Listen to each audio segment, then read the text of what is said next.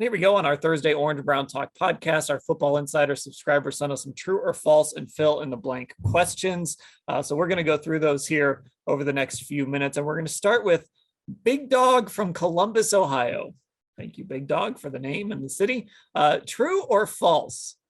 Baker Mayfield doesn't play a down in the 2022 season. He does not specify whether it's in Cleveland, whether it's anywhere else. Just true or false, Baker Mayfield does not play a down during the 2022 season. You know, it's a great question, Big Dog. Thanks for getting us started with this.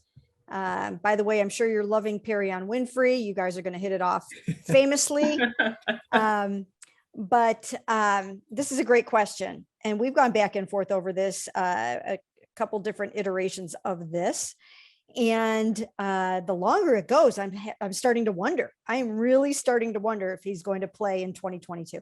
But I'm still going to say yes, because there are enough quarterback injuries that most guys that are at the level that Baker Mayfield is at are going to find their way onto the football field somehow for some team. So I'm going to say yes, that somebody ends up needing him and somebody ends up playing him in 2022. Yeah, so this was a true and false question, right? I want to get Big Dog's wording correct here. True or false? So true or false? So the statement is Baker Mayfield will not play a down.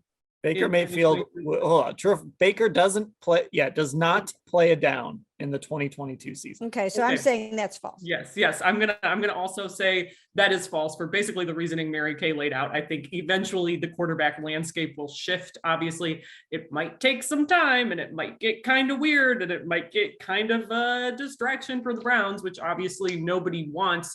And it's not ideal, obviously, for Baker Mayfield to. Ideally, he would have left during draft weekend and he would be able to get settled with a new team because he is trying to resurrect his career. And even though there was no trade partner that materialized during the draft, I think all it takes is like one injury for this landscape to shift again.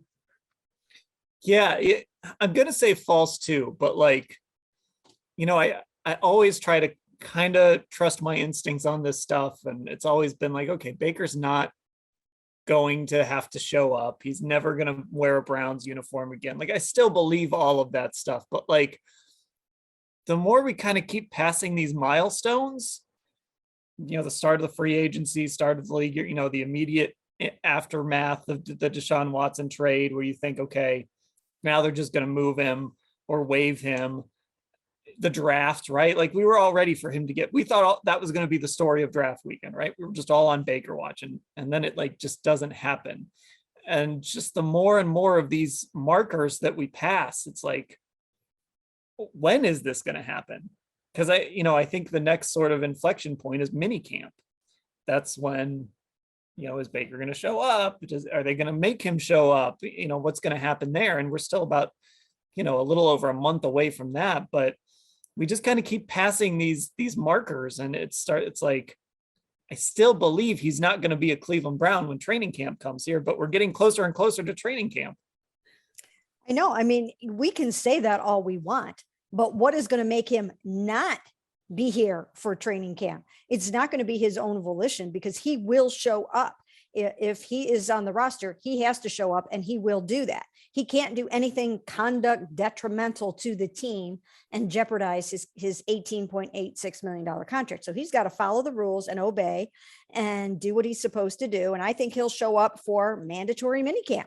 I don't think he's going to give them any little tiny shred of any evidence that they can touch that guaranteed money. So I think he'll also be here for minicamp. Not sure he'll be completely ready to go. So they could probably, you know, sequester him a little bit during minicamp if they wanted to, and he could kind of just be working on his own perhaps for the minicamp. I don't know. But what is going to cause him to not be around for training camp? Now, I said this the day that the Panthers were like, no, we're done. Well, in the end, what do they still have? They still have Sam Darnold and Matt Corral. Okay. So I didn't buy it then, and I'm still not buying it. And even though I've been told by sources that that's kind of dead in the water, until it's over, in my mind, it's not over. We thought Deshaun Watson was over, didn't we? So when a team has an interest in a player, until it's over, it's not done. So, what if the Browns were like, okay, well, they wanted us to pay 14 million of that. Let's go back to them and tell them we'll pay 14 million if they also throw in a 6th-round pick or something. You know what I mean? Like, there's ways to craft this deal. And if you have somebody that was ever interested, you go back and you try to make the sale. It's sales 101. You try to close the sale. So there's them. Seattle Seahawks, I can tell you, the Seattle Seahawks don't want to pay. They're playing chicken, and they want to wait for the Browns to get desperate and cut him. And then they'll happily pick him up. But short of that, I don't know. I do think it's going to end up coming down to some kind of an injury, and the Browns are just going to have to hope, and Baker Mayfield's just going to have to hope that there's some sort of fluky-ish injury that happens before the season.